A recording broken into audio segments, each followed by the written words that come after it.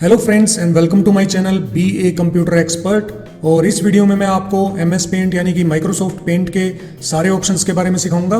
Microsoft paint जो है वो एक पेंटिंग सॉफ्टवेयर है जिसके अंदर आप पेंटिंग या ड्राइंग्स कर सकते हैं। लेकिन रुकिए एक मिनट, क्योंकि अगर आप ये सोच रहे हैं कि MS पेंट एक छोटा सा सॉफ्टवेयर है, इसको सीखने का क्या फ़ायदा है, तो ऐसा नहीं है। MS पेंट भले ही छोटा सा सॉफ्टवेयर हो, लेकिन इसके अंदर आप कमाल की एडिटिंग और कई तरह के अलग अलग रियलिस्टिक पेंटिंग्स भी बना सकते हैं।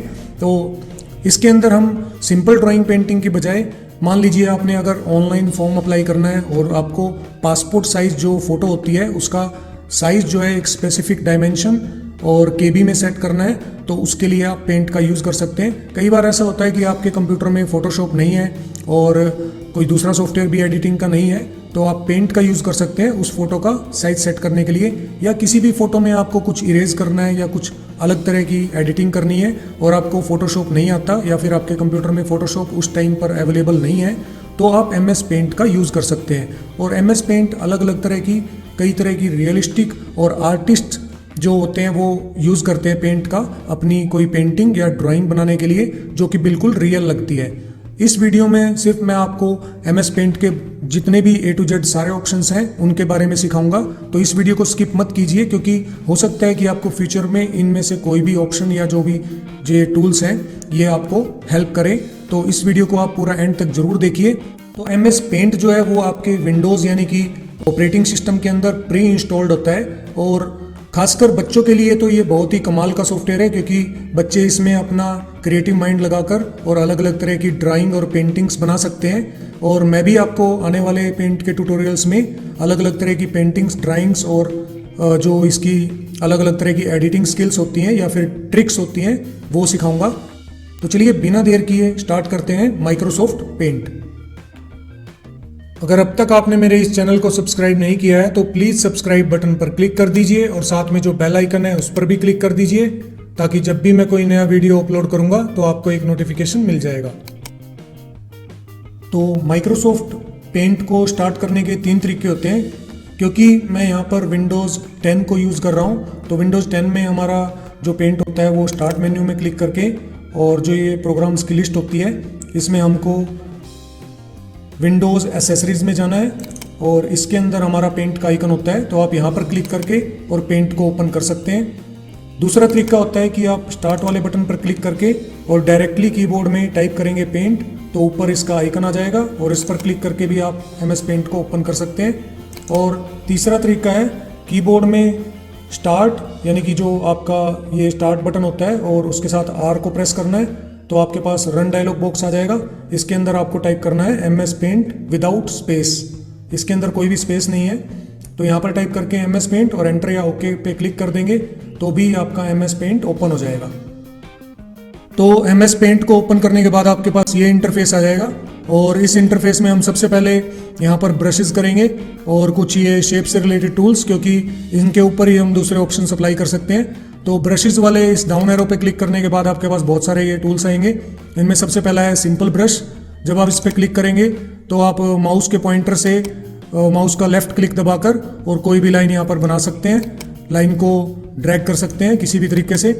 और अगर इसका साइज़ बड़ा छोटा करना है, लाइन की मोटाई करनी है, तो आप इस साइज़ वाले ऑप्शन के डाउन एरो पे क्लिक करके और कोई भी मोटाई लेकर और यहाँ पर लाइन खींच सकते हैं। अगर आपको लाइन का कलर चेंज करना है तो इस कलर की पैलेट में कोई भी कलर आप सिलेक्ट कर लीजिए और उसके बाद यहाँ पर लाइन ड्रॉ कर सकते हैं। अब उसके बाद अगर आपने दूसरा ब्रश सेलेक्ट करना है तो आप उस ब्रश पे क्लिक करेंगे। इसमें दूसरा ब्रश है कैलीग्राफिक ब्रश 1। तो इसमें क्या होता है, इस पर आप क्लिक करेंगे तो जैसे कि कहीं से लाइन पतली आती है, कहीं से मोटी आती है, तो वैसे ये लाइन बनाएगा जैसे कि मैं आपको स्क्रीन पर दिखा रहा हूँ। और इसमें भी वही तरीका अप्लाई होगा, आप साइज़ कोई भी ले सकते हैं, जो भी आप साइज़ लेंगे उसी साइज़ की लाइन बनाएगा, और जो भी आप कलर यहाँ से सिलेक्ट करेंगे उसी कलर की लाइन बनाएगा। अब जब आप ये कोई ड्राइंग पेंटिंग बना देते हैं और आप इसको शीट में से क्लियर करना चाहते हैं यानी कि हटाना चाहते हैं, तो उसके लिए आप इरेजर का यूज़ कर सकते हैं। तो इरेजर पे क्लिक करने के बाद आपके पास ये चौरस बॉक्स आएगा, जिससे आप इसको किसी भी लाइन को या कलर को इरेज कर सकते हैं। अगर आपको इसको इरेजर को बड़ा करना है तो उसकी शॉर्टकट होती है आप इसमें कंट्रोल कीबोर्ड में और प्लस का सिंबल दबा सकते हैं। तो कंट्रोल और प्लस दबाने से आपका एक एक बार जैसे जैसे आप दबाते जाओगे तो ये इरेजर जो है बड़ा होता जाएगा, और यही सेम प्रोसीजर आपका साइज़ में भी होता है। तो अभी फ़िलहाल मैं इसको इरेज कर रहा हूँ।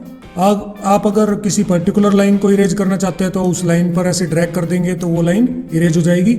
अगर आप पूरी पेंटिंग को ही इरेज करना चाहते हैं यानी कि डिलीट करना चाहते हैं तो उसके लिए आपको कीबोर्ड में कंट्रोल ए प्रेस करना है और फिर कीबोर्ड में डिलीट बटन प्रेस करना है, तो वो पेंटिंग पूरी डिलीट हो जाएगी। तो ये था हमारा कैलीग्राफिक ब्रश 1। अब कैलीग्राफिक ब्रश 1 में तो लाइन ऐसे आती है, यानी कि पहले पतली फिर मोटी लाइन, और जो कैलीग्राफिक ब्रश 2 है जैसे कि इसके आइकन में दिखा रहा है, तो इस पर क्लिक करने से पहले मोटी लाइन आएगी फिर पतली लाइन। तो दोनों में सिर्फ यही डिफरेंस है, बाकी जो साइज़ के और कलर के ऑप्शन है वो सेम है। तो ब्रश के ऊपर जो साइज़ और कलर का ऑप्शन है वो सेम है। अगर आप इससे थोड़ी और मोटी लाइन बनाना चाहते हैं तो जैसे कि साइज़ में तो यहाँ तक लिमिटेड दिया हुआ है साइज़ इसका, लेकिन अगर आप इसको और भी मोटा बनाना चाहते हैं लाइन को तो उसके लिए आपको कंट्रोल और प्लस का सिंबल दबाना पड़ेगा कीबोर्ड में। उस बटन को दबाने से जैसा आप देख सकते हैं कि इसकी जो ये ओब्लिक वाली लाइन है माउस के पॉइंटर में वो थोड़ी बड़ी हो गई है, और अब आप इससे कुछ भी लिखेंगे या कुछ भी ऐसे ड्रैग करेंगे तो उसमें लाइन मोटी आएगी, और कलर वही आप ऊपर पैलेट में से कोई भी कलर लेके और उस कलर की लाइन बना सकते हैं। और अगर आपको पेंटिंग को डिलीट करना है तो कीबोर्ड में कंट्रोल ए और डिलीट। और उसके बाद नेक्स्ट ऑप्शन इसके अंदर है ब्रश का एयर ब्रश। एयर ब्रश क्या होता है, जैसे हम एक स्प्रे करते हैं तो ये भी एक कलर का एयर ब्रश है, यानी कि कलर का स्प्रे है। तो इस पर क्लिक करने के बाद आप कोई भी कलर लेकर और किसी भी कलर का स्प्रे कर सकते हैं शीट के ऊपर। अगर इसको स्प्रे को थोड़ा आपने जो इसका पॉइंट है स्प्रे का, जैसे मैं आप क्लिक करके आपको दिखा रहा हूँ, ये छोटा है, अगर आपको इसको बड़ा करना है तो उसके लिए भी आपको कंट्रोल और प्लस का बटन कीबोर्ड में दबाना पड़ेगा। जैसे ही आप इसको दबाते जाएंगे और उसके बाद फिर आप ट्राई करेंगे तो आपका जो ये पॉइंट है स्प्रे वाला वो बड़ा हो जाएगा। तो कलर आप कोई भी ले सकते हैं ऊपर से, और जिस भी कलर को आपने यहाँ पर पेंटिंग में स्प्रे करना है वो कर सकते हैं। अभी मैं इसको कंट्रोल ए करके डिलीट कर रहा हूँ। उसके बाद नेक्स्ट ब्रश है इसमें ऑयल ब्रश। ऑयल ब्रश आपका वैसा दिखेगा जैसे कि हम एक ऑयल पेंटिंग में करते हैं, कहीं से ये हल्का फीका होगा और कहीं से थोड़ा सा भरा हुआ। तो इस तरीके से आप ऑयल वाली पेंटिंग बनाना चाहे तो वो बना सकते हैं। और उसके बाद है क्रेयॉन। क्रेयॉन जैसे कि मोम के कलर हम कहते हैं जिसको, तो उस तरह का ब्रश होता है। इसमें भी आप अलग अलग तरह के कलर लेके और कुछ भी ड्राइंग पेंटिंग में यूज़ कर सकते हैं। इन सभी को अभी तो मैं फ़िलहाल सिंपल तरीके से बता रहा हूँ कि आप कैसे ड्रैग कर सकते हैं इसको, लेकिन आने वाले वीडियोस में मैं आपको इनके थ्रू पेंटिंग कैसे बनाते हैं वो बताऊँगा। इसमें भी आप साइज़ यहाँ से भी सेट कर सकते हैं, और कीबोर्ड में अगर आपको इसका साइज़ बड़ा करना है तो आप कंट्रोल और प्लस का बटन दबाते हैं, लेकिन अगर आपको इसको छोटा करना है तो कंट्रोल और माइनस का बटन आपको दबाना पड़ेगा। तो कंट्रोल माइनस का बटन दबाने से आपका ये जो पॉइंटर है जो ब्रश का वो छोटा हो जाएगा। तो इस तरीके से कंट्रोल प्लस और माइनस से आप ब्रश की लाइन को छोटा बड़ा कर सकते हैं, मोटा और पतला कर सकते हैं। उसके बाद है नेक्स्ट मार्कर। ये जैसे हम बोर्ड पे वाइट बोर्ड पे मार्कर से लिखते हैं तो वैसा वैसा इसका कलर आता है, और जब आप मार्कर को 2 बार एक ही ब्रश के ऊपर बार बार लगाएंगे तो वो थोड़ा डार्क होता जाएगा। जैसे कि आप देख सकते हैं इनकी सबकी अलग अलग लेयर बनती जा रही है, तो ये इसमें डिफरेंस होता है। आप कलर कोई भी ले सकते हैं जैसे हमने दूसरे ब्रशेस में लिया था। उसके बाद नेक्स्ट है इसके अंदर नेचुरल पेंसिल। इसमें आपका जो पॉइंट है वो पेंसिल की तरह आएगा।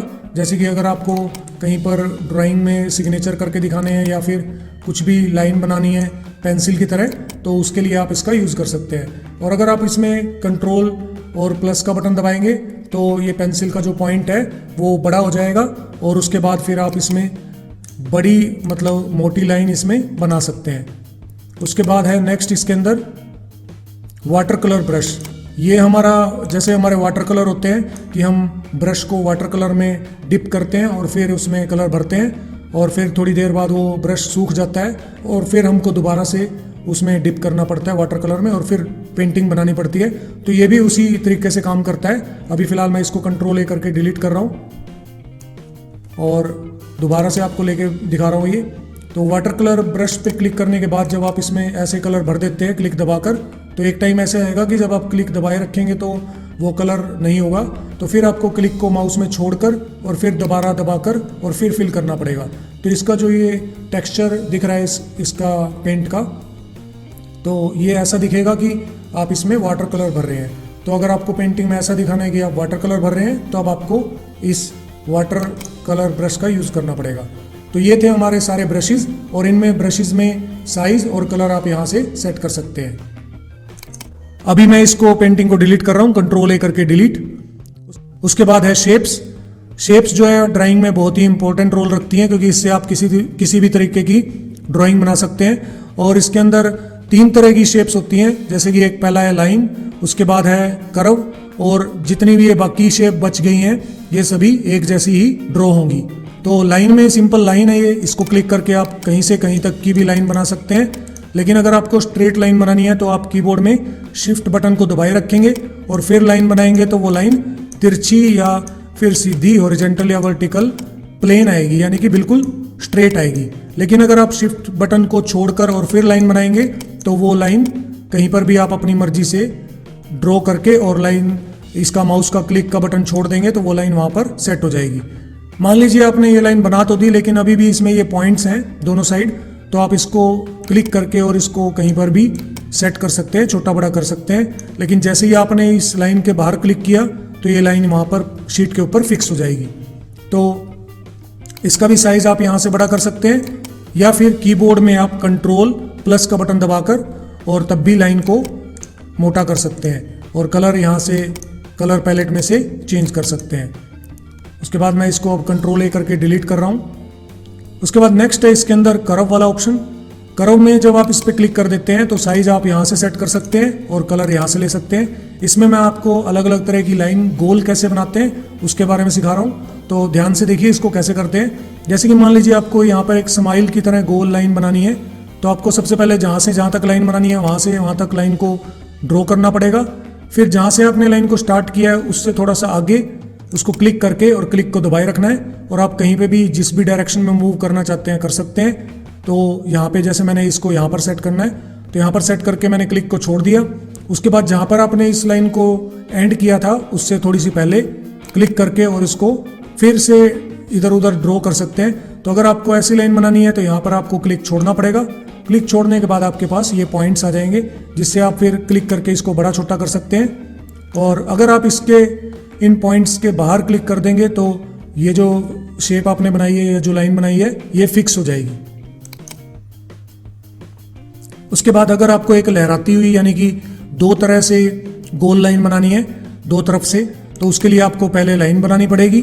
उसके बाद जिस साइड से आपने स्टार्ट किया था उससे थोड़ी आगे क्लिक करके आपको या तो नीचे करना है या ऊपर, जैसा आपको अच्छा लगे, जैसा आपने करना है। तो जैसे मैंने इसको ऊपर कर दिया, और फिर जहाँ पर आपने लाइन को एंड किया था उससे पहले क्लिक करके और नीचे करना है। तो इस तरीके से आप लहराती हुई लाइन बना सकते हैं, जैसे एक वेव होती है उस तरीके से। अगर आप एक छोटी सी लाइन ऐसे ड्रॉ करके और फिर इसको स्टार्टिंग पॉइंट से इधर और एंडिंग पॉइंट से इधर करेंगे तो ये एक तरह की पंखुड़ी बन जाएगी, या आप कह सकते हैं कि गोल एंडिंग पॉइंट वाले जो लाइन होते हैं उनको आप ऐसे बना सकते हैं। तो अगले आने वाले ट्यूटोरियल्स में मैं आपको इनकी अलग अलग पेंटिंग्स कैसे बनाएंगे, अलग अलग लाइंस ड्रॉ करके, वो बताऊंगा। और जब आप इस बॉक्स के बाहर क्लिक कर देते हैं तो ये फिक्स हो जाती है। तो इस तरीके से आप इसको गोल लाइन को यानी कि कर्व वाले इस टूल को यूज़ कर सकते हैं। कर्व वाले टूल में मैं आपको एक और पॉइंट बता दूं कि जब आप कर्व वाली लाइन ऐसे बना देते हैं कोई भी, तो जब ये बनाने के बाद यहाँ पर आप देखेंगे तो ऊपर आउटलाइन का ऑप्शन है। आउटलाइन में आप इसका कौन सा स्टाइल सेट करना चाहते हैं वो कर सकते हैं। जैसे नो आउटलाइन में तो ये लाइन गायब हो जाएगी, यानी कि कोई भी लाइन नहीं आएगी। सॉलिड कलर में जो आपने यहाँ से कलर लिया होगा वो कलर इसके अंदर फिल आएगा। क्रेयॉन में जैसे आपके मोम वाले कलर होते हैं, वैक्स कलर, तो वैसा वैसा आएगा। मार्कर में मार्कर की तरह लाइन दिखेगी, ऑयल में ऑयल की तरह, नेचुरल पेंसिल में पेंसिल की तरह, और वाटर कलर में वाटर कलर की तरह इसका स्टाइल बन जाएगा। तो जो भी आप इसमें क्लिक करना चाहें वो कर सकते हैं। तो यहाँ से आप उसको सेट कर सकते हैं, और कलर भी उसी टाइम चेंज कर सकते हैं जब इसके ऊपर ये पॉइंट्स होते हैं बड़ा छोटा करने वाले। तो यहाँ से आप कलर किसी भी कलर को क्लिक करके और अप्लाई कर सकते हैं। साइज भी यहाँ से आप सेट कर सकते हैं। तो ये सभी ऑप्शन आप तब अप्लाई कर सकते हैं जब इसको हम बाहर क्लिक नहीं करते, यानी कि इसके चारों तरफ ये पॉइंट्स होते हैं। और इसको आप क्लिक करके उठा के कहीं पे मूव भी कर सकते हैं। जो ये बाउंड्री है इसके अंदर क्लिक करना होगा आपको, तो कहीं पर भी आप पेंटिंग में इसको मूव कर सकते हैं। जब इसके बाहर क्लिक कर देंगे तो ये फिक्स हो जाएगा। अभी फिलहाल मैं इसको डिलीट कर रहा हूँ, कंट्रोल ए करके डिलीट। उसके बाद आते हैं ये शेप्स। इन शेप्स में सभी शेप्स को ड्रॉ करने का एक ही तरीका है, लेकिन जो ये पॉलीगन है इसको ड्रॉ करने का थोड़ा अलग तरीका है, तो वो मैं आपको अभी बताऊंगा। तो पॉलीगन को छोड़कर बाकी जितनी भी शेप्स हैं उन सभी को आप सिंपल तरीके से ड्रॉ कर सकते हैं। तो जैसा कि हमने यहाँ पे आउटलाइन में अलग अलग ऑप्शन किए थे, यही सेम ऑप्शन आप शेप पे भी अप्लाई कर सकते हैं। तो जब आप यहाँ पर ऐसे कोई शेप क्लिक करके ड्रॉ कर देंगे तो ऊपर आपके ये दो ऑप्शन होते हैं, आउटलाइन और फिल। आउटलाइन में आप लाइन का स्टाइल चेंज कर सकते हैं कोई भी, जैसे मैंने इसमें ऑयल कर दिया। और फिल में आप अलग अलग तरह के फिल के, यानी कि जो इसके सर्कल के अंदर या शेप के अंदर कलर आपने फिल करना है उसका स्टाइल कैसा करना है वो सेट कर सकते हैं। तो जैसे मैंने इसके अंदर कोई दूसरा कलर सेट करना है तो उसके लिए मुझे यहाँ पर कलर 2 में क्लिक करना पड़ेगा, क्योंकि कलर 1 जो होता है वो फोरग्राउंड कलर होता है, यानी कि लाइनिंग का कलर, और कलर 2 जो होता है वो होता है बैकग्राउंड कलर। तो बैकग्राउंड कलर पे क्लिक करके आप जो भी कलर इसमें फिल करना चाहते हैं वो क्लिक कर सकते हैं। और फिर उसके बाद फिल वाले इस ऑप्शन में जाएंगे तो सॉलिड कलर से प्लेन कलर आएगा, क्रेयॉन में जैसे वैक्स कलर होते हैं, मार्कर में मार्कर जैसा। तो अलग अलग तरह के आप कोई भी स्टाइल इसमें फिल कर सकते हैं। फॉर एग्जांपल इसमें मैंने मार्कर फिल कर दिया। उसके बाद जब आपके ये पॉइंट्स होंगे तो आप इसको छोटा बड़ा भी कर सकते हैं उस टाइम, या फिर आप कोई कलर चेंज करना चाहें, कलर 2 में इसके अंदर वाला कलर सेलेक्ट होगा और कलर 1 में आपका दूसरा कलर सेलेक्ट होगा। तो जब आपका ये बन जाएगा तो आप इसके ऊपर बाहर क्लिक कर देंगे तो ये फिक्स हो जाएगा। उसके बाद ऐसे ही दूसरी शेप्स हैं, जो भी आप शेप बनाना चाहें बना सकते हैं। अगर आपको ये स्टाइल, जैसे आप देख सकते हैं कि बार बार यही स्टाइल आ रहा है, अगर आप चाहते हैं कि जब भी मैं शेप बनाऊं तो सिंपल स्टाइल आए जो हमने सिंपल सेट किया हुआ था पहले, तो उसके लिए आपको यहाँ पर आउटलाइन में सॉलिड कलर करना है और फिल में आपको करना है नो फिल।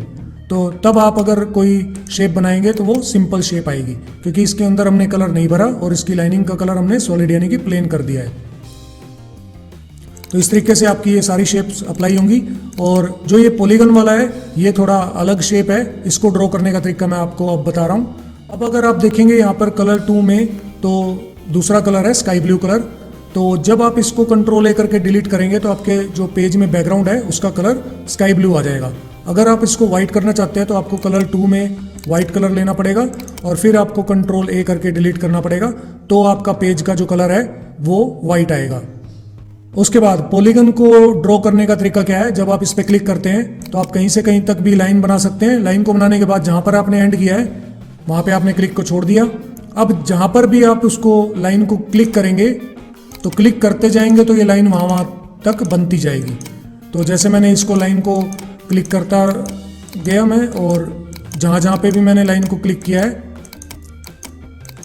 वहाँ पे ये ड्रॉ कर रहा है।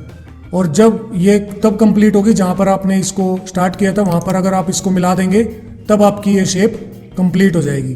तो इस तरीके से आप इसको अप्लाई कर सकते हैं। बाकी जो फिल वाला ऑप्शन है और जो आउटलाइन वाला ऑप्शन है वो सारा सेम जैसे दूसरी शेप्स पर अप्लाई होता था वैसे ही अप्लाई होगा। और कलर 2 से आप इसके अंदर का कलर भर सकते हैं, और इसको छोटा बड़ा करना चाहें तो पॉइंट से कर सकते हैं। अभी फिलहाल मैं इसको डिलीट कर रहा हूँ क्योंकि ये सिलेक्टेड है, तो इसलिए डिलीट बटन दबाने से ये डिलीट हो जाएगा। तो ये था ब्रश और शेप्स। आउटलाइन और फिल वाला ऑप्शन मैंने आपको बता दिया है। साइज में आप लाइन का जो साइज है उसको छोटा बड़ा कर सकते हैं। और कलर 2 में आप बैकग्राउंड का कलर भरते हैं और कलर 1 में कोई भी जो लाइन का कलर है वो दे सकते हैं। तो जैसे मैंने इसमें लाइन का कलर ये दे दिया और कलर 2 में मैंने ये कलर दे दिया। अब अगर आप कोई शेप बनाएंगे और यहाँ से आपको फिल में सॉलिड सेलेक्ट करना है तो वो आ जाएगा। तो इस तरीके से आप ये वाले ऑप्शन अप्लाई कर सकते हैं। अब यहाँ पर अगर हम देखेंगे तो ये हमारे ऑप्शन हो गए हैं, लेकिन इसमें हमारा जो मनपसंद कोई कलर है तो वो अगर आपको इसमें कलर पैलेट में नहीं दिखता तो आपको एडिट कलर्स में क्लिक करना है।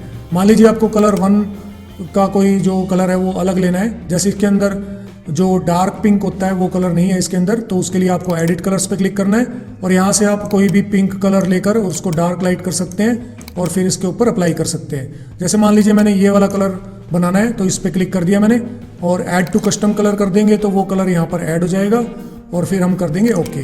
तो ओके करने से वो कलर यहाँ पर आ जाएगा। अगर आप दूसरे और कोई कलर बनाना चाहते हैं तो उसके लिए भी आपको एडिट कलर में जाना है, फिर आपको यहाँ कस्टम कलर्स में जो ये बॉक्स है इसको क्लिक करना है। इसको क्लिक करने के बाद आपको कलर देना है, नहीं तो ये उस पहले वाले कलर पे रिप्लेस कर देगा। तो इसलिए अगर आप नया कलर बनाना चाहते हैं तो आपको अलग अलग बॉक्स पे क्लिक करके और फिर यहाँ से जो भी आप कलर बनाना चाहते हैं वो आपको यहाँ से सिलेक्ट करके बनाना पड़ेगा। फॉर एग्जांपल मुझे ये वाला कलर बनाना है थोड़ा डार्क, तो मैंने ये कलर बना दिया और आप देख सकते हैं ये कलर जो है वो ऊपर पैलेट में नहीं है। उसके बाद फिर मैंने इस पे ऐड टू कस्टम कलर्स पे क्लिक कर दिया तो ये कलर यहाँ पर ऐड हो गया और फिर उसके बाद ओके। तो यहाँ पर आपके 2 कलर आ गए। आपको जो भी कलर लेना है उस कलर पे क्लिक करके आप उसी तरह की ड्राइंग या पेंटिंग बना सकते हैं। तो इस तरीके से आप एडिट कलर्स का यूज़ कर सकते हैं। अभी फ़िलहाल मैं कलर 2 में सिंपल कलर कर रहा हूँ वाइट, और इन शेप्स को मैं डिलीट कर रहा हूँ। अब कंट्रोल ए करके डिलीट कर सकते हैं, और नहीं तो आप इसमें इरेजर पे क्लिक करके भी इरेज कर सकते हैं किसी भी कलर को या ड्राइंग को। उसके बाद यहाँ पर एक ऑप्शन दिया हुआ है लास्ट में, एडिट विद पेंट 3D। ये एडवांस एडिटिंग टूल है पेंटिंग या ड्राइंग का, जिसके अंदर आप 3D पेंटिंग बना सकते हैं। ये मैं आपको इस वीडियो में नहीं बताऊंगा क्योंकि ये विंडोज़ 10 के अंदर पेंट में ऑटोमेटिक आ जाता है जब हम विंडोज़ को अपडेट करते हैं। नॉर्मल वाले जो हमारे MS पेंट जो विंडोज़ 7 में इंस्टॉल होता है तो उसके अंदर ये ऑप्शन नहीं होता, तो इसलिए इस वीडियो में मैं इस टूल को यानी कि इस सॉफ्टवेयर को स्किप कर रहा हूँ क्योंकि इसके अंदर बहुत सारे टूल्स हैं।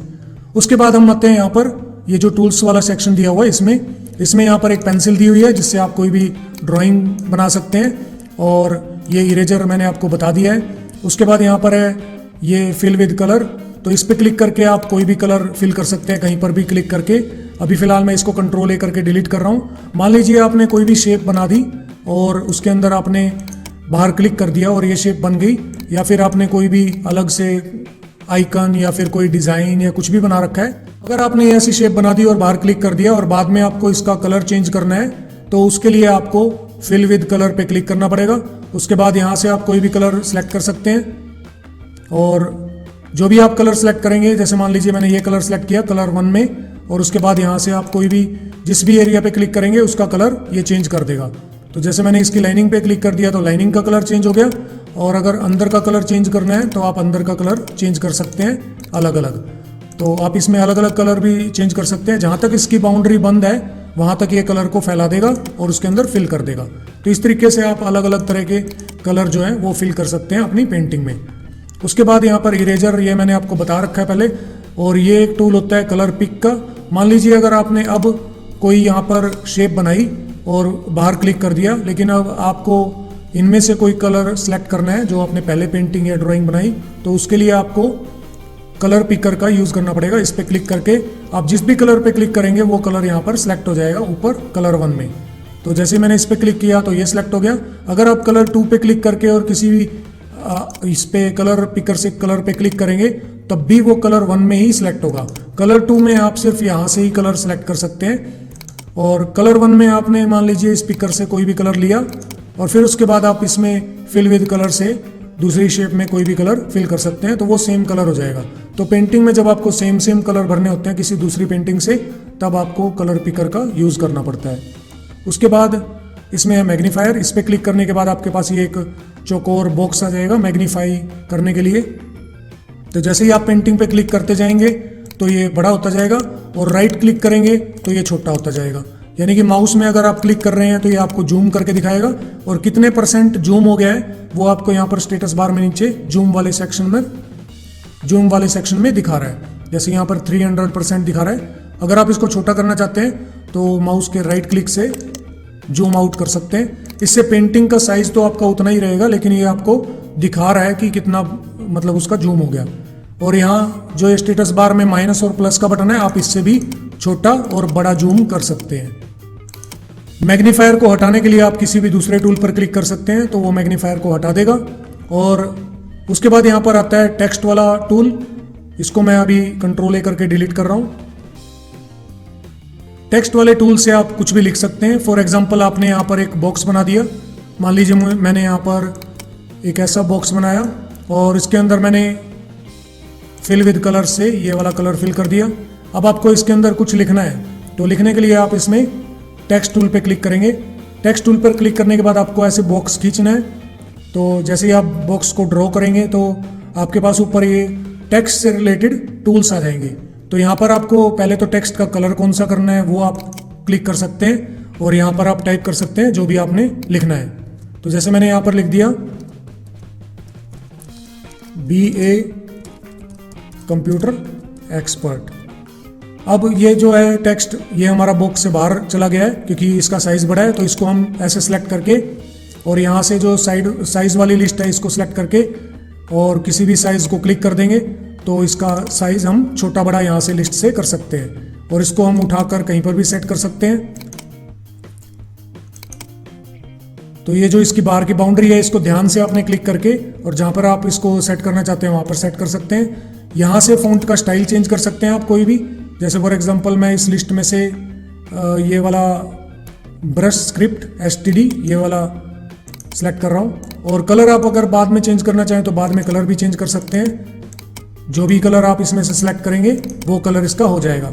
उसके बाद ये अक्षर थोड़े से मोटे आ रहे हैं तो इसको सिलेक्ट करके आप यहाँ से बोल्ड वाले ऑप्शन को हटा सकते हैं और कीबोर्ड में भी कंट्रोल B से बोल्ड कर सकते हैं और I से इटालिक। तो यहाँ से कंट्रोल I अगर कीबोर्ड में प्रेस करेंगे तो उससे आप इटालिक कर सकते हैं इसको। और जैसे कि अगला ऑप्शन इसमें अंडरलाइन है तो कंट्रोल U अगर कीबोर्ड में आप प्रेस करेंगे तो वहाँ से आप इसको अंडरलाइन कर सकते हैं। तो ये बेसिक बोल्ड इटालिक अंडरलाइन है, कंट्रोल B, कंट्रोल I और कंट्रोल U। उसके बाद ये होता है कोई भी अगर आपको वर्ड कटा हुआ दिखाना हो तो वो दिखा सकते हैं। जैसे फॉर एग्जांपल मुझे एक्सपर्ट को कटा हुआ दिखाना है तो बीच में इसके एक लाइन लग जाएगी, तो इस तरह आपका कोई भी वर्ड जो है वो ऐसे कटा हुआ दिखेगा। तो इसको हटाने के लिए आपको उसी वर्ड को सिलेक्ट करके और इसको ऑफ करना पड़ेगा ऑप्शन को। उसके बाद यहाँ पर दो ऑप्शन दे रखे हैं, ओपेक्यू और ट्रांसपेरेंट। ओपेक्यू को क्लिक करने से क्या होता है, जो आपका ये टेक्स्ट है उससे आपका जो पीछे बॉक्स था वो नहीं दिखेगा। तो ज़्यादातर हम ट्रांसपेरेंट वाले ऑप्शन से ही काम करते हैं क्योंकि ट्रांसपेरेंट से हमको पीछे वाला जो भी ड्राइंग या पेंटिंग बना रखी है हमने वो दिखती है। तो इसलिए ओपेक्यू में वाइट कलर आ जाता है बैकग्राउंड में और ट्रांसपेरेंट में ऐसा कलर आएगा। अगर आप यहाँ पर कलर 2 में कोई दूसरा कलर ले लेते हैं और फिर ओपेक्यू करते हैं तो आपके इस टेक्स्ट के बैकग्राउंड में वो वाला कलर आएगा जो आपने कलर 2 में सिलेक्ट किया हुआ है। तो इस बात का आपको ध्यान रखना है। तो जैसे ही आप इसको ट्रांसपेरेंट करके और यहाँ पर सेट कर देंगे, जैसे कि मैंने इसको सेट कर दिया और कलर कोई भी दे दिया और यहाँ से हम कलर 2 में तो वाइट कर देंगे और कलर 1 में हम कोई दूसरा कलर ले लेंगे, जैसे येलो दे दिया। तो इस तरीके से हम इसको लिख के और जब इसके बाहर क्लिक करेंगे तब आपका ये फिक्स हो जाएगा। तो टेक्स्ट टूल को आप ऐसे यूज़ कर सकते हैं। उसके बाद आता है इमेज से रिलेटेड टूल्स। फॉर एग्जांपल आपको इसमें से रेक्टेंगुलर कोई सिलेक्शन करना है तो उसके लिए रेक्टेंगुलर सिलेक्शन वाला टूल होता है। इसमें से आप कोई भी पार्ट सेलेक्ट करके उसको उठाकर कहीं पर भी ले जा सकते हैं। ये ज़्यादातर हम फोटो के लिए यूज़ करते हैं, जो कि मैं अभी आपको आगे बताऊंगा। उसके बाद फ्री फॉर्म सिलेक्शन में आप किसी भी टेक्स्ट को अपनी मर्जी से या किसी भी शेप को अपनी मर्जी से पेंटिंग में सिलेक्ट करके और उसको उतना ही एरिया को कहीं पर भी मूव कर सकते हैं। फॉर एग्जांपल मुझे इसका एक डिज़ाइन बनाना था तो मैंने इनको सबको अलग अलग मूव कर लिया। और अभी आप देखेंगे तो इस शेप में जो मैंने ये कट किया है यहाँ पर वाइट कलर आ रहा है और ये उसको पीछे वाली शेप को या ड्राइंग या पेंटिंग को छुपा रहा है। यानी कि ये वाइट कलर जो है अगर हमने इसको हटाना है तो उसके लिए यहाँ पर ऑप्शन होता है ट्रांसपेरेंट सिलेक्शन। तो ट्रांसपेरेंट सिलेक्शन में क्लिक करने से आपका जो ये वाइट कलर इसके यहाँ पर आ रहा था वो हट गया। अगर आप ट्रांसपेरेंट सिलेक्शन को ऑफ कर देंगे तो वो आ जाएगा। तो इस तरीके से हम इसको ट्रांसपेरेंट कर सकते हैं। तो यहाँ पर मैंने इसको लगा दिया। उसके बाद फिर मैंने इसको सिलेक्ट कर लिया और इस तरीके से आप फ्री फॉर्म सिलेक्शन टूल को किसी भी एडिटिंग करने के पर्पज से यूज कर सकते हैं। तो इस तरीके से ये यूज होता है। तो उसके बाद है सिलेक्ट ऑल। सिलेक्ट ऑल जैसे कि मैंने आपको बताया था कंट्रोल ए, तो कंट्रोल ए करके आप उसको सिलेक्ट कर सकते हैं और फिर डिलीट बटन से डिलीट कर सकते हैं। उसके बाद है इन्वर्ट सिलेक्शन। इन्वर्ट सिलेक्शन में क्या होता है, जितना आपने मान लीजिए इतना एरिया ये सिलेक्ट कर लिया, इसको सिलेक्ट करने के बाद आप इसके बाहर वाला एरिया सिलेक्ट करना चाहते हैं तो उसके लिए होता है इन्वर्ट सिलेक्शन।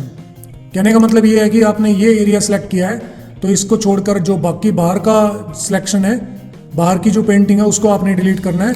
तो आप इन्वर्ट सिलेक्शन पे क्लिक करके और डिलीट बटन दबा देंगे तो इसको छोड़कर बाकी जो पेंटिंग थी वो डिलीट हो जाएगी। और डिलीट यहाँ से आप क्लिक कर सकते हैं या फिर कीबोर्ड में डिलीट करेंगे तब भी वो डिलीट हो जाएगा। फॉर एग्जांपल अगर मैंने यहाँ पर BA को हटाना है तो मैं यहाँ से BA वाले को सिलेक्ट कर लूँगा और सिलेक्ट करने के बाद अगर डिलीट पे क्लिक करूँगा या कीबोर्ड में डिलीट प्रेस करूँगा तो ये डिलीट हो जाएगा। अगर आपसे गलती से कुछ डिलीट हो जाता है या कुछ मिस्टेक हो जाती है तो आप कंट्रोल जेड प्रेस कर सकते हैं कीबोर्ड में, या फिर ऊपर यहाँ पर एक बटन दिया हुआ है कंट्रोल जेड का अंडू बटन, तो इस पर क्लिक करेंगे तो आप इसको जितनी भी आपने एडिटिंग की थी आप उसको कंट्रोल जेड से बैक कर सकते हैं। तो अभी मैं कंट्रोल जेड से बैक कर रहा हूँ, तो आप देख सकते हैं कि स्टार्टिंग में हम उसी पोजीशन पर आ गए जहाँ पर हमने टेक्स्ट को बॉक्स के अंदर टाइप किया था। और उसके बाद है यहाँ पर रीडू का बटन, इसका जो शॉर्टकट है कंट्रोल वाई होता है, तो आप इस पर क्लिक करके आप फॉरवर्ड कर सकते हैं अपने सभी एक्शंस को जो भी आपने अलग अलग तरह से परफॉर्म किया था। तो कीबोर्ड में अगर आप कंट्रोल वाई प्रेस करेंगे तो ये फॉरवर्ड हो जाएगा जो जो आपने एक्शन परफॉर्म किए थे, और कंट्रोल जेड से बैक। तो ये वाले सारे ऑप्शन होते हैं हमारे सिलेक्शन शेप्स वाले मेन्यू में। उसके बाद है क्रॉप। क्रॉप का मतलब होता है जितना भी आप सेलेक्ट करेंगे ये उस पेज को ही उतना काट देगा। अभी फिलहाल अगर आप देखेंगे तो हमारे पेज का जो पॉइंट है वो यहाँ तक है, तो आप इसको क्लिक करके पेज के साइज को छोटा बड़ा कर सकते हैं अपनी मर्जी से, और पेज का कितना साइज है वो आपको यहाँ पर पिक्सल में दिखा देगा कि 1079 इंटू 524 पिक्सल। तो यहाँ पर आप जितना भी साइज इसका सेट कर रहे हैं वो आपको डायमेंशन यहाँ पर दिखा रहा है, तो आपको जितना भी इसका साइज सेट करना है वो यहाँ से कर सकते हैं। लेकिन अगर आप चाहते हैं ये जो आपने पेंटिंग बनाई है जितनी ये पेंटिंग बड़ी है उतना ही पेज हो जाए, तो आपको इस पेंटिंग को सिलेक्ट करके सिलेक्शन टूल से और क्रॉप पे क्लिक करना है। जैसे ही आप क्रॉप पे क्लिक करेंगे तो आपका पेज उतना ही कट के और छोटा हो जाएगा। ये ज़्यादातर हम जब फोटो एडिटिंग करते हैं तो अब यूज़ होता है, यानी फोटो का साइज वगैरह सेट करने के लिए। अभी फिलहाल इसमें मैं कंट्रोल जेड कर रहा हूँ ताकि ये बैक हो जाए। एक बार और कंट्रोल जेड कर देंगे ताकि ये पूरा पेज जैसे पहले था वैसा हो जाए। उसके बाद है रिसाइज। रिसाइज का मतलब होता है बड़ा छोटा करना या इसको स्क्यू यानी कि टेढ़ा मेढ़ा करना। तो एक इसको बड़ा छोटा करना तो हम सिलेक्शन टूल से कर सकते हैं, इसको सिलेक्ट करके, और जो इनके पॉइंट्स होते हैं उससे बड़ा कर सकते हैं या छोटा कर सकते हैं। लेकिन इसमें आपको एक बात ध्यान रखनी है कि जब आप इसको ऐसे सिलेक्ट करके बड़ा छोटा करते हैं तो आपकी जो ड्राइंग पेंटिंग है वो ब्लर हो जाएगी, यानी कि उसका जो क्वालिटी है उसकी वो डाउन हो जाएगी। तो इस बात का आपको ध्यान रखना है।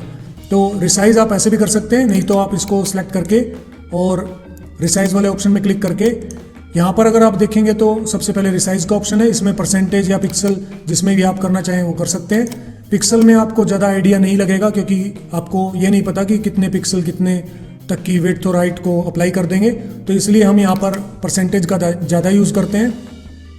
हॉरिजेंटल का मतलब होता है विड्थ को बढ़ाना। अभी फिलहाल ये 100% की विड्थ है, और हाइट वर्टिकल का मतलब हाइट होता है, तो हाइट भी 100% है। लेकिन अगर मैं सिर्फ विड्थ को इंक्रीज करना चाहता हूँ तो यहाँ पर हम 200 लिख देंगे। लेकिन जैसा कि आप देख सकते हैं यहाँ पर 200 मैंने हॉरिजेंटल में लिखा तो वर्टिकल में भी 200 आ गया। ऐसा इसलिए है क्योंकि ये रेशो को मेंटेन कर रहा है, यानी कि आपकी जो ओरिजिनल सिलेक्शन है उसकी विड्थ हाइट के हिसाब से उसको बड़ा छोटा करेगा। लेकिन अगर आप इसको उतना ही मतलब विड्थ को बढ़ाना चाहते हैं, डबल करना चाहते हैं, लेकिन हाइट को कम रखना चाहते हैं, हाइट को ओरिजिनल जितनी इसकी हाइट है उतना ही रखना चाहते हैं, तो आपको ये ऑप्शन ऑफ करना पड़ेगा और फिर यहाँ पर आपको 100 लिखना पड़ेगा। ऊपर आपने 200 लिख दिया तो इसका मतलब है सिर्फ जो इसकी विड्थ है पेंटिंग की वो ही बड़ी होगी, और वर्टिकल से जो भी आपने यहाँ पर लिखा हुआ ये 100% का 100% है, कोई चेंज नहीं किया आपने, तो इसकी जो हाइट है वो उतनी की उतनी रहेगी। जैसे ही आप इसको ओके करेंगे तो आप देखेंगे इसकी विड्थ जो है वो इंक्रीज हो गई है। अगर आप इसको वापस वैसा करना चाहते हैं जैसे पहले था तो रिसाइज में आप अगर अब देखेंगे तो यहाँ पर हॉरिजेंटल में आपको 100 दिखा रहा है, तो अब भी ये 100% है। पहले आपने 100 का 200 किया था, लेकिन अब आपको इसको वापस वैसा करने के लिए 50% करना पड़ेगा, और नीचे आपको वर्टिकल में 100 ही रखना पड़ेगा ताकि इसकी हाइट जो है सेम रहे। और फिर मैंने कर दिया ओके, तो आप देखेंगे कि ये नॉर्मल हो गया है। कहने का मतलब ये है कि अगर आपको विड्थ हाइट दोनों इंक्रीज करने हैं तो आपको ये मेंटेन वाला ऑप्शन ऑन रखना पड़ेगा, और यहाँ पर आप साइज सेट कर सकते हैं, और नहीं तो इसको ऑफ करके और अलग अलग विड्थ और हाइट सेट कर सकते हैं। उसके बाद नेक्स्ट ऑप्शन है इसके अंदर स्क्यू। स्क्यू का मतलब जैसे कि आप आइकन में देख रहे हैं यहाँ पर ये दिखा रहा है आपको डिग्री टाइप करने के लिए, और शेप में दिखा रहा है कि ये टेढ़ी हो जाएगी, थोड़ी सी ओब्लिक हो जाएगी। तो हॉरिजेंटल में अगर आप यहाँ पर लिख देते हैं 45 डिग्री तो आप देखेंगे ये जैसे टेढ़ी है, ओके करने से आपकी जो पेंटिंग है वो भी टेढ़ी हो जाएगी 45 डिग्री पे। उसके बाद अगर आप इसको सीधा करना चाहते हैं तो ये सीधा नहीं कर पाएगा क्योंकि इसके अंदर यहाँ पर माइनस में कोई भी डिग्री नहीं होती। तो जब आप इसमें माइनस टाइप करेंगे तो ये आपको बता देगा कि अनएक्सेप्टेबल करेक्टर है, यानी कि इसमें -45 आप नहीं कर पाएंगे, तो आप इस पेंटिंग को सीधा नहीं कर सकते। और इसमें जो मैक्सिमम लिमिट होती है वो 89 तक होती है। अगर आपको चेक करना है तो इसमें 90 टाइप करके ओके कर सकते हैं, तो ये आपको एक मैसेज दिखा देगा कि -89 और 89 के बीच में ही आपको वैलिड नंबर कोई लिखना है डिग्री का, उसी को ही ये आपको टेढ़ा करके दिखाएगा। तो वर्टिकल में अगर आप इसमें चेंजिंग करेंगे कुछ भी, तो आपकी जो ये पेंटिंग है ये ऊपर की तरफ ऐसे ओब्लिक हो जाएगी ओके करने से। तो इस तरीके से आप किसी भी पेंटिंग को टेढ़ा कर सकते हैं, लेकिन उसको वापस वैसा करना थोड़ा मुश्किल होगा क्योंकि इसके अंदर माइनस वाला ऑप्शन नहीं है। तो आप Ctrl+Z करके उसको नॉर्मल कर सकते हैं बाद में। उसके बाद आता है रोटेट वाला ऑप्शन। जैसे कि मैंने इसको सिलेक्ट कर लिया, और रोटेट वाले ऑप्शन में रोटेट राइट 90 डिग्री, यानी कि जैसा कि आपको इसमें शेप में यहाँ पर आइकन में दिखा रहा है कि ये इस साइड यानी कि क्लॉकवाइज साइड में 90 डिग्री कर देगा। तो जैसे ही हम इस पर क्लिक करेंगे तो हमारी जो पेंटिंग है वो ऐसे हो जाएगी। कई बार हम जब ऐसे रोटेट करते हैं तो बॉक्स का साइज इतना बड़ा नहीं होता, तो ये आपकी पेंटिंग को थोड़ा सा कट करके दिखाएगा। तो आपने क्या करना है, जो ये इसका पॉइंट है इसको आपने थोड़ा सा क्लिक करके बढ़ा देना है, तो आपको वो पूरी पेंटिंग दिख जाएगी। उसके बाद अगर आप इसको नॉर्मल वापस जैसे पहले था वैसे करना है, तो आप इसको रोटेट लेफ्ट कर दीजिए, तो ये उस साइड यानी कि एंटी क्लॉकवाइज 90 डिग्री रोटेट कर देगा। और फिर आप इसको पॉइंट को क्लिक करके थोड़ा बढ़ा देंगे तो ये नॉर्मल हो जाएगा। उसके बाद 180 में क्या होता है, ये पेंटिंग आपकी पूरी ऐसी रोटेट हो जाएगी 180 डिग्री पे, तो आपकी पेंटिंग उल्टी हो जाएगी। और इसको आप नॉर्मल करना चाहें तो फिर उसके बाद रोटेट 180 पे दोबारा क्लिक कर दीजिए। और उसके बाद है वर्टिकल। वर्टिकल में आप इसको ऐसे पलट सकते हैं ऊपर से नीचे, दोबारा वर्टिकल पे क्लिक करेंगे तो नॉर्मल हो जाएगा। और फिर आप इस पे हॉरिजॉन्टल पे क्लिक करेंगे तो आपका टेक्स्ट जो है हॉरिजॉन्टली फ्लिप हो जाएगा। तो अगर आप फ्लिप करना चाहते हैं तो इन दोनों ऑप्शंस का यूज़ कर सकते हैं। नॉर्मल करने के लिए आपको उसी ऑप्शन पे दोबारा क्लिक करना होता है। तो ये थे हमारे इमेज से रिलेटेड ऑप्शन। उसके बाद है इसमें कट, कॉपी पेस्ट और पेस्ट फ्रॉम वाले ऑप्शन। कट पेस्ट से आप किसी भी पेंटिंग को सिलेक्ट करके कितना भी और कट कर सकते हैं। कट करने के लिए आप कीबोर्ड में Ctrl+S भी प्रेस कर सकते हैं, या इस पेंटिंग पे राइट क्लिक करके तब भी कट कर सकते हैं।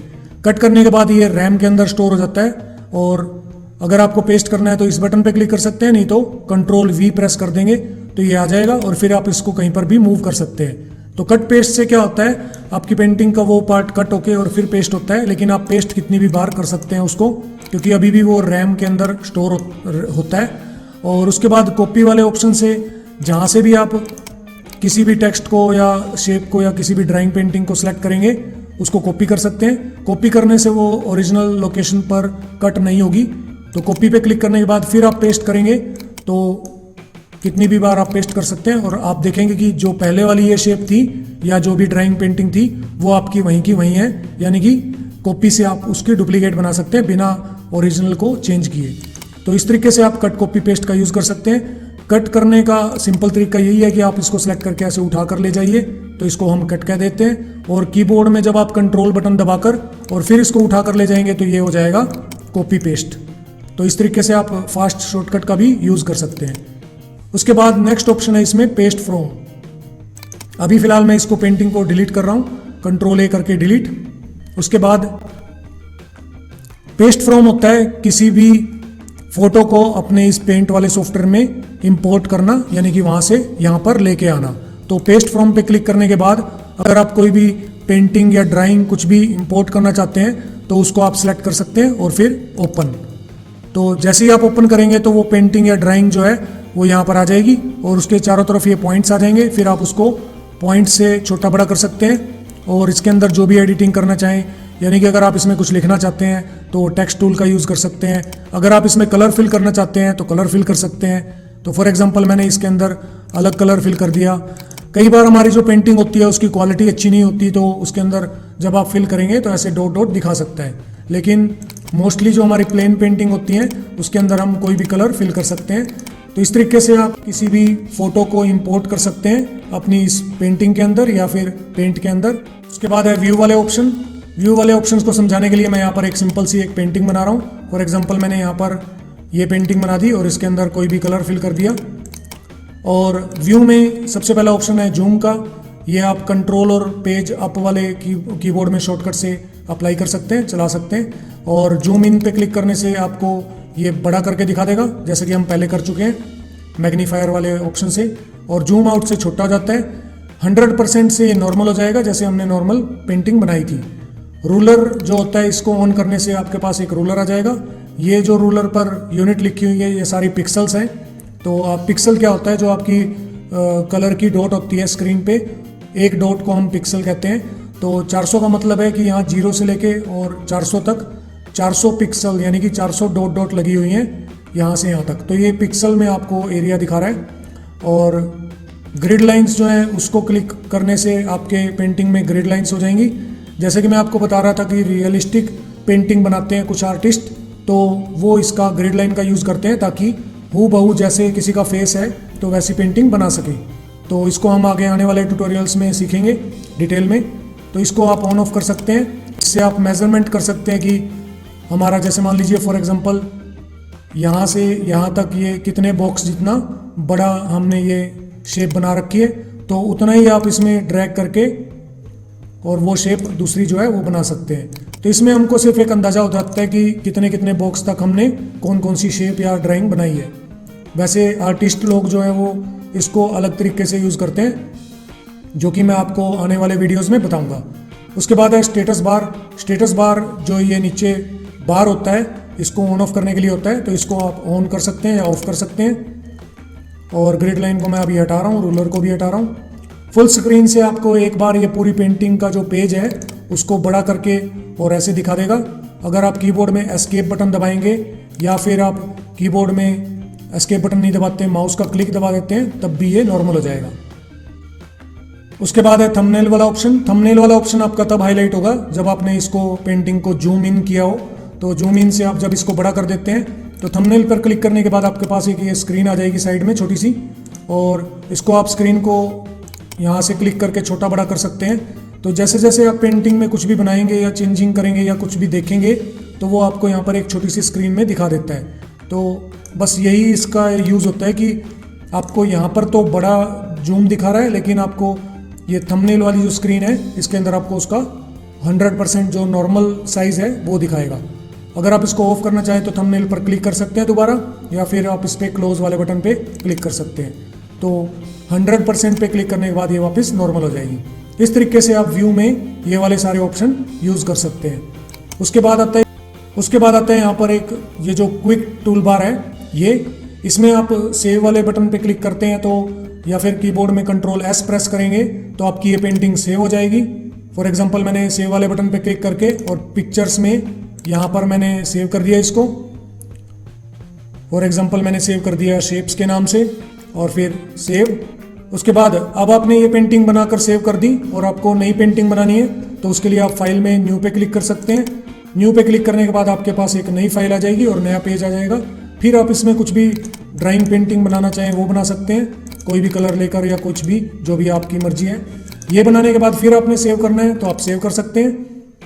और मैंने इसको नाम दे दिया शेप 2 और फिर सेव। उसके बाद जब आप इस फाइल को सेव ऐसे ही रखना चाहते हैं, लेकिन आप चाहते हैं इसमें कुछ चेंजिंग हो जाए और उसकी एक अलग से कॉपी सेव हो जाए, तो मान लीजिए आपने इसको थोड़ा चेंज कर दिया। फॉर एग्जांपल मैं इसको थोड़ा सा चेंज कर रहा हूँ, तो आपकी जो पहले वाली पेंटिंग थी वो तो वैसे भी वैसे सेव है, लेकिन अगर आपको इसको अलग से सेव करना है तो उसके लिए आपको फाइल में सेव एज पे क्लिक करना पड़ेगा।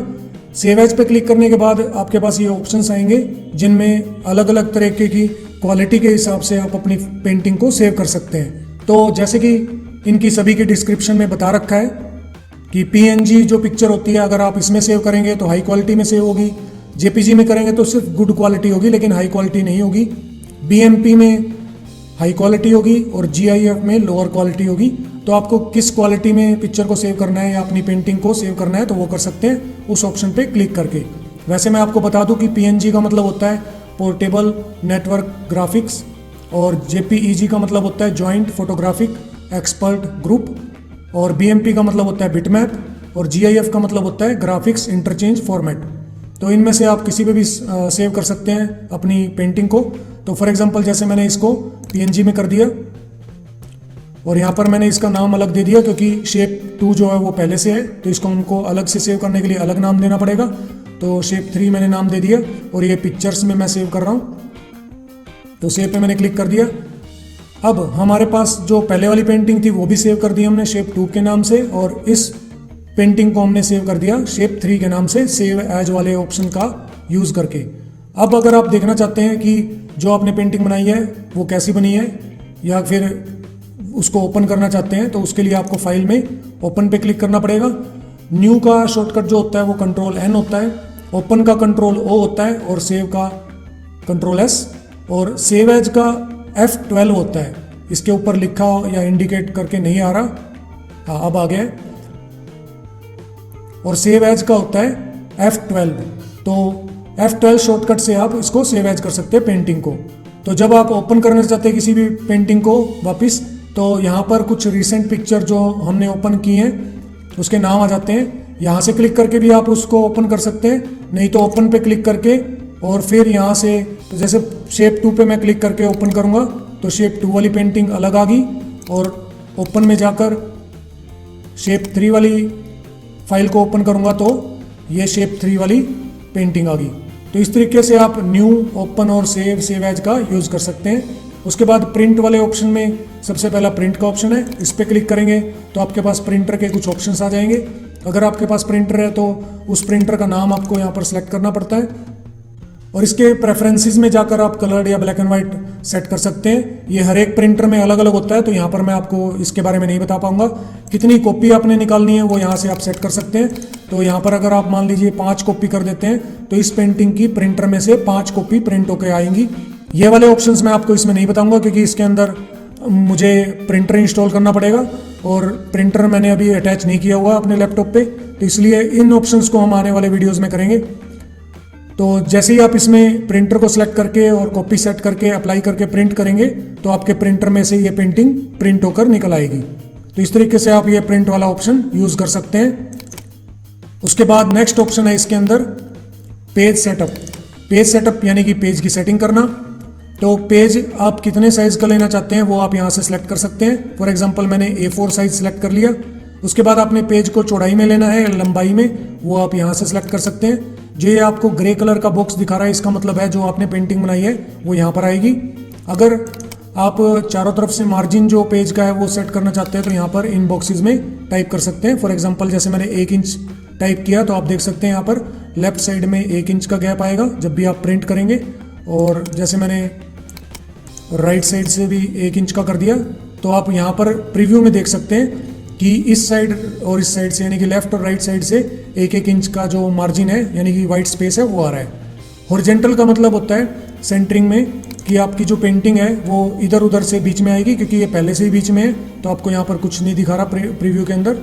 लेकिन अगर आप इसमें वर्टिकल करेंगे तो आप देखेंगे कि आपकी पेंटिंग जो है वो पेज के बिल्कुल ऊपर नीचे से बीच में आ रही है। तो इन ऑप्शन से आप क्या कर सकते हैं, पेंटिंग को कहीं पर भी सेट कर सकते हैं जहाँ पर आपको पेज पर प्रिंट करना है। उसके बाद आता है एडजस्ट टू। एडजस्ट टू का मतलब होता है अगर आपने एडजस्ट टू में 100% किया हुआ तो पेंटिंग जो है आपके पेज के हिसाब से सेट हो जाएगी, क्योंकि अभी पेंटिंग बड़ी है तो हाफ आ रही है। अगर मैंने यहाँ पर कर दिया 50% करने से आपकी पेंटिंग आपके पेज पर पूरी आ रही है। इसका मतलब क्या है कि ये जो पेंटिंग आपने बनाई है ये बहुत बड़े साइज़ की है, लेकिन अगर आप उसको पेज पर प्रिंट करना चाहते हैं तो आपको यहाँ पर एडजस्टमेंट में कुछ परसेंटेज सेट करनी पड़ेगी और आपको प्रीव्यू में यहाँ पर वो दिखा देगा। अगर आपने यहाँ पर कर दिया 600 तो आपकी पेंटिंग बहुत सारे पेजेस पर आएगी, यानी कि आप देख सकते हैं प्रीव्यू में इसका थोड़ा सा पार्ट आ रहा है जो वो ग्रे कलर का बॉक्स था, यानी कि आपकी पेंटिंग का कुछ पार्ट एक पेज पर प्रिंट होगा और बाकी पार्ट्स अलग अलग पेजेस पर प्रिंट होंगे। तो यहाँ पर आप अपनी मर्जी से स्केल सेट करके और देख सकते हैं प्रिंट करने से पहले कि आपकी पेंटिंग कितनी आपके पेज पर यहाँ पर दिखा रहा है, वो पूरी उस पर पेज पर आ रही है या नहीं आ रही। उसके बाद एडजस्ट टू। फिट टू का मतलब होता है अगर आपने 1 by 1 पेज पे इसको सेट करना है या फिर 2 by 2 पेज पे करना है, तो 2 by 1 का मतलब है कि 2 पेजेस पर आपकी एक पेंटिंग आएगी। अगर आपने यहाँ पर कर दिया 1 तो इसका मतलब है एक पेज पर ही आपकी एक पेंटिंग आएगी। अगर आपने कर दिया 4 तो इसका मतलब है कि आपकी एक पेंटिंग 4 पेजेस पर आएगी। तो जो भी आप यहाँ पर टाइप करना चाहें वो टाइप कर सकते हैं। जैसे मैंने यहाँ पर कर दिया 1 by 1। सोर्स में हम जो पेपर जहाँ से हमारा प्रिंटर इनपुट करवाएगा उसके ऑप्शन आते हैं, तो यहाँ से हम वो सिलेक्ट कर सकते हैं। तो ये सेटिंग करने के बाद हम ओके कर देंगे, तो जब हम प्रिंट करेंगे तो इस सेटिंग के हिसाब से ही प्रिंट होगी। तो उसके बाद नेक्स्ट ऑप्शन है इसमें प्रिंट प्रीव्यू। प्रिंट प्रीव्यू में क्लिक करने के बाद आपके पास आपकी जो पेंटिंग का पेज है वो आपको यहाँ पर दिखा देगा और ये मैग्नीफायर का ऑप्शन आएगा। इस पर क्लिक करने के बाद आप इसको बड़ा या फिर छोटा कर सकते हैं। प्रिंट वाला ऑप्शन मैं आपको बता चुका हूँ, पेज सेटअप अभी हमने सीखा था। और जूम इन आपको बता चुका हूँ कि जूम इन से बड़ा कर सकते हैं, जूम आउट से छोटा। 1 पेज और 2 पेज वाले ऑप्शन तब चलेंगे जब आपकी पेंटिंग बहुत बड़ी होगी, यानी कि आपका पेज आपने ड्रैग करके बहुत बड़ा कर दिया होगा। तो आप यहाँ पर 1 पेज देखना चाहते हैं या 2 पेजेस को देखना चाहते हैं, उसके लिए ये वाले ऑप्शन होते हैं। प्रीवियस पेज से आप पिछले पेज को देख सकते हैं और नेक्स्ट पेज से अगले पेज पे देख सकते हैं। क्योंकि अभी फिलहाल हमने एक पेज पे एक पेंटिंग सेट कर रखी है, तो इसलिए आपके ये ऑप्शन हाईलाइट नहीं हो रहे। मैं आपको दिखाता हूँ कि ये ऑप्शन कैसे हाईलाइट होंगे। फॉर एग्जांपल अभी मैं पेज सेटअप में सेट कर रहा हूँ कि हमारी पेंटिंग जो है वो 3 पेजेस पर आ जाए और उसके बाद ओके। तो अब अगर आप देखेंगे तो हमारे पास यहाँ पर पेंटिंग जो है हमारी बड़ी हो गई है और वो 1 पेज पर थोड़ी सी आ रही है। तो 1 पेज पर हम क्लिक कर रहे हैं तो यहाँ पर 1 पेज दिखा रहा है। अगर हम 2 पेजेस पर क्लिक करेंगे तो हमको 2 पेजेस दिखा देगा। क्योंकि हमने 3 पेजेस पर हमारी एक पेंटिंग को सेट किया था, तो नेक्स्ट पेज पर क्लिक करके हम तीसरा पेज देख सकते हैं। अब फिलहाल इसको जो अगर हम देखेंगे स्क्रीन पे तो ये आपको दूसरा और तीसरा पेज यहाँ पर दिखा रहा है, और प्रीवियस करेंगे तो हम पिछला पेज देख सकते हैं। अगर यहाँ पर आप 1 पेज करेंगे तो ये पहला पेज है, नेक्स्ट पेज पे क्लिक करने से दूसरा पेज दिखाएगा, फिर नेक्स्ट करेंगे तो तीसरा पेज। तो इस तरीके से आप प्रीवियस और नेक्स्ट से आगे आगे पेजेस देख सकते हैं। ये तभी होगा जब आपकी पेंटिंग 2-3 पेजेस से बड़ी हो जाती है या 1 पेज से बड़ी हो जाती है, तब ये वाले ऑप्शन हाईलाइट होते हैं। अभी फिलहाल मैं इसको नॉर्मल कर रहा हूँ। यहाँ पर पेज सेटअप में जाकर फिट टू में 1 by 1 पेजेस और फिर ओके। उसके बाद है क्लोज प्रिंट प्रीव्यू, और क्लोज प्रिंट प्रीव्यू पे क्लिक करने से हम अपनी पेंटिंग में वापस नॉर्मल आ जाएंगे। उसके बाद नेक्स्ट ऑप्शन यहाँ पर है फ्रॉम स्कैनर और कैमरा। तो जब आपके कंप्यूटर के साथ स्कैनर या कैमरा अटैच है और आप उसको स्कैन करना चाहते हैं किसी भी पेपर को या फिर किसी भी फोटो को या ड्राइंग को, तो आप इस ऑप्शन का यूज़ कर सकते हैं। इस पर क्लिक करके और आपको स्कैन पे क्लिक करना होता है, तो वो पेंटिंग या जो फोटो या डॉक्यूमेंट आपने स्कैनर में या कैमरे पे फ़ोटो खींचनी है तो उसको आप इसके अंदर ला सकते हैं। स्कैनर से तो आप स्कैनर के अंदर फ़ोटो रख के और स्कैन करके यहाँ पर ला सकते हैं, और कैमरे से आप अपनी खुद की फ़ोटो या किसी भी चीज़ की फ़ोटो खींच के और वो यहाँ पर ला सकते हैं। तो ये उनके लिए ऑप्शन होता है। उसके बाद नेक्स्ट ऑप्शन है इसमें सेंड इन ईमेल। इसका मतलब है कि अगर आप अपनी पेंटिंग को ईमेल के साथ फाइल को अटैच करके भेजना चाहते हैं तो इस ऑप्शन का यूज़ करेंगे। लेकिन अभी फ़िलहाल हम इसका ऑप्शन का यूज़ नहीं कर सकते, क्योंकि इसके लिए आपको आउटलुक का सॉफ्टवेयर आना चाहिए और वो थोड़ा कॉम्प्लिकेटेड है। तो इसको हम आने वाले वीडियोज़ में या कभी फिर किसी अदर ट्यूटोरियल में सीखेंगे। उसके बाद है सेट एज डेस्कटॉप बैकग्राउंड। इसका मतलब होता है जो आपने ये पेंटिंग बनाई है, सबसे पहले इसको आपको सेव करना पड़ेगा। तो सेव करने के बाद अगर आप इसको मिनिमाइज़ करके देखेंगे तो जैसे आप देख सकते हैं मेरे डेस्कटॉप पर ये वाली बैकग्राउंड लगी हुई है। तो अगर आप डेस्कटॉप की बैकग्राउंड पे ये अपनी पेंटिंग सेट करना चाहते हैं तो इनमें से अलग अलग ऑप्शन सेलेक्ट कर सकते हैं। फॉर एग्जांपल अगर मैंने फिल पे क्लिक कर दिया और फिर मैं इसको मिनिमाइज़ करके देखूंगा तो आप देखेंगे कि मेरी जो डेस्कटॉप की बैकग्राउंड है उस पर ये पूरा फिल हो गया है। और अगर आप इसमें टाइल पे क्लिक करेंगे तो जितनी पेंटिंग छोटी है वो तो कंप्लीट इसके ऊपर आ जाएगी, लेकिन जो बाकी स्पेस बचा होगा वहाँ पर भी ये रिपीट हो जाएगी जैसे हमारी टाइल्स होती हैं। तो अगर आप बैकग्राउंड में अपनी पेंटिंग को टाइल के रूप में लगाना चाहते हैं तो वो लगा सकते हैं। और एक इसके अंदर ऑप्शन होता है सेंटर, यानी कि अगर आपका पेज छोटा है तो आपकी पेंटिंग जो है वो डेस्कटॉप के बिल्कुल सेंटर में सेट हो जाएगी। तो इस तरीके से आप इसमें अपनी पेंटिंग को अपने डेस्कटॉप पर सेट कर सकते हैं। उसके बाद है प्रॉपर्टीज़। प्रॉपर्टीज़ पे क्लिक करने के बाद आपके पास ये ऑप्शंस आएंगे। इसमें आप अपनी यूनिट्स को सेट कर सकते हैं। जैसे मैंने आपको बताया था कि रूलर में आपको पिक्सल्स दिखा रहा है, अगर आप सेंटीमीटर या इंच करना चाहें वो कर सकते हैं। अगर आप यहाँ पे कलर इसको ऑफ करना चाहते हैं, ब्लैक एंड वाइट करना चाहते हैं तो यहाँ से ब्लैक एंड वाइट भी कर सकते हैं। और यहाँ से आप पेज का साइज़ भी सेट कर सकते हैं अपनी मर्जी से। अभी फ़िलहाल जैसे ये दिखा रहा है इतना, तो यहाँ पर मैं इसकी विड्थ लिख रहा हूँ 5 और यहाँ पर मैंने हाइट कर दी 4 और फिर कर देंगे हम ओके। उसके बाद ये हमारा पेज जो है वो छोटा कर देगा उतनी हाइट और विड्थ का जितना हमने सेट किया था। अभी फ़िलहाल मैं इसको कंट्रोल जेड कर रहा हूँ। उसके बाद अगर आप इसमें कोई भी विड्थ और हाइट पेज की सेट करके और डिफ़ॉल्ट पे क्लिक कर देंगे तो जब भी आप MS पेंट को ओपन करेंगे तो जो आपका पेज का साइज़ है वो इतना ही आएगा, अगर आप डिफ़ॉल्ट इसको सेट कर देते हैं। अभी फ़िलहाल मैं डिफ़ॉल्ट पे क्लिक नहीं कर रहा। ब्लैक एंड वाइट करने से ओके करेंगे आप और फिर करेंगे ओके। तो आपके जितनी भी पेंटिंग में कलर होंगे वो सारे गायब हो जाएंगे और आपके ऊपर देख सकते हैं कि जो पैलेट है उसके अंदर भी कलर सारे गायब हो गए। और जो भी आप चीज़ यहाँ पर किसी भी कलर को लेके बनाएंगे तो उसके अलग से ही पैटर्न आएंगे। तो अगर आप ऐसे कोई पेंटिंग बनाना चाहते हैं मोनोक्रोम वाली जिसके अंदर सिर्फ ब्लैक एंड वाइट कलर हो तो आप बना सकते हैं। वैसे इसका कुछ खास यूज़ नहीं होता। तो अगर आप इसको कलर करना चाहते हैं तो प्रॉपर्टीज़ में जाकर कलर कर भी देंगे तो आपके कलर वापस ऊपर तो आ जाएंगे लेकिन आपकी पेंटिंग में कलर नहीं आएंगे। इसके लिए आपको कंट्रोल जेड करना पड़ेगा। कंट्रोल जेड करने के बाद आपकी सारी पेंटिंग के कलर आ जाएंगे। उसके बाद है अबाउट पेंट। अबाउट पेंट में आपको ये बता देगा कि आपकी विंडोज़ का कौन सा ऑपरेटिंग सिस्टम है और पेंट का वर्जन कौन सा है। ये सिर्फ आपको एक डिटेल बताता है, इसका कुछ खास यूज़ नहीं है। इसको हम ओके कर देंगे और एग्जिट से पेंट बंद हो जाता है। एग्जिट करने से पहले मैं आपको यहाँ पर ये क्विक एक्सेस टूल बार के बारे में बता देता हूँ। सेव वाले बटन पे क्लिक करके हम सेव कर सकते हैं। ये अंडू का बटन होता है बैक करने के लिए, ये रीडू करने के लिए। और यहाँ पर एक छोटा सा बटन दिया हुआ है जिसमें आप और भी अलग तरह के जो ऑप्शंस हैं वो ऐड कर सकते हैं। फॉर एग्जांपल मुझे बार बार नई फाइल बनाने का ऑप्शन क्लिक करना पड़ता है तो मैं न्यू पे क्लिक कर दूंगा तो यहाँ पर एक न्यू का बटन आ जाएगा। और ऐसे ही अगर मुझे प्रिंट करने का ऑप्शन बार बार यूज़ करना पड़ता है तो प्रिंट पे क्लिक कर दूंगा।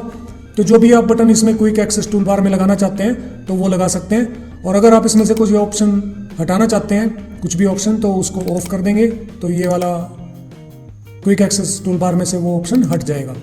उसके बाद शो बिलो द रिबन, इस पर आप क्लिक करेंगे तो जो आपका ये रिबन है यानी कि मेन्यू बार है इसके नीचे ये वाला टूल बार आ जाएगा। और अगर इसको आप शो अबोव द रिबन करेंगे तो वहीं पर ऊपर कॉर्नर में ये सेट हो जाएगा। और उसके बाद है minimize the ribbon. Minimize the ribbon का मतलब होता है जो आपका ये मेन्यू है ये हाइड हो जाएगा। जब आप इस पर क्लिक करेंगे तब आपको दिखेगा, लेकिन जब आप इसके बाहर क्लिक करेंगे तो ये गायब हो जाएगा। और अगर इसको आप मिनिमाइज वाले ऑप्शन को हटा देते हैं तो आपका मेन्यू फिक्स रहेगा। तो आप चाहे बाहर यहाँ पर क्लिक करें या फिर इस पर मेन्यू पे क्लिक करें तो मेन्यू आपका यहाँ पर सेट रहता है। इसको आप यहाँ से भी कर सकते हैं, जैसे आप किसी भी मेन्यू पे डबल क्लिक करेंगे तो वो हाइड हो जाएगा। तो जब आप उस पर क्लिक करते हैं तो दिखेगा और फिर बाहर क्लिक करेंगे तो नहीं दिखेगा। अगर आप इस ऑप्शन को ऑफ करना चाहते हैं तो किसी भी मेन्यू पे आप डबल क्लिक कर देंगे तो फिर इसे यहाँ पर ये फिक्स हो जाएगा, इसकी पोजीशन जो है फिक्स हो जाएगी। तो फ्रेंड्स ये था हमारे जितने भी पेंट के टूल और जो भी शॉर्टकट या फिर कुछ भी ऑप्शंस दिए हुए हैं वो सारे मैंने आपको बता दिए। आई होप आपको ये सारे ऑप्शन सही से समझ में आ गए होंगे। और पेंट कोई छोटा मोटा सॉफ्टवेयर नहीं है, इसके अंदर हम काफ़ी अलग अलग तरह के काम कर सकते हैं जो कि मैं आपको आने वाले ट्यूटोरियल्स में टाइम टू टाइम बताता रहूँगा। तो प्लीज़ मेरे सभी वीडियोस को टाइम टू टाइम देखते रहिए और बने रहिए मेरे चैनल के साथ। इस वीडियो में बस इतना ही और मिलते हैं नेक्स्ट वीडियो में एक नए टॉपिक के साथ और एक नए इंटरेस्टिंग नॉलेज के साथ। तब तक के लिए जय हिंद, जय भारत।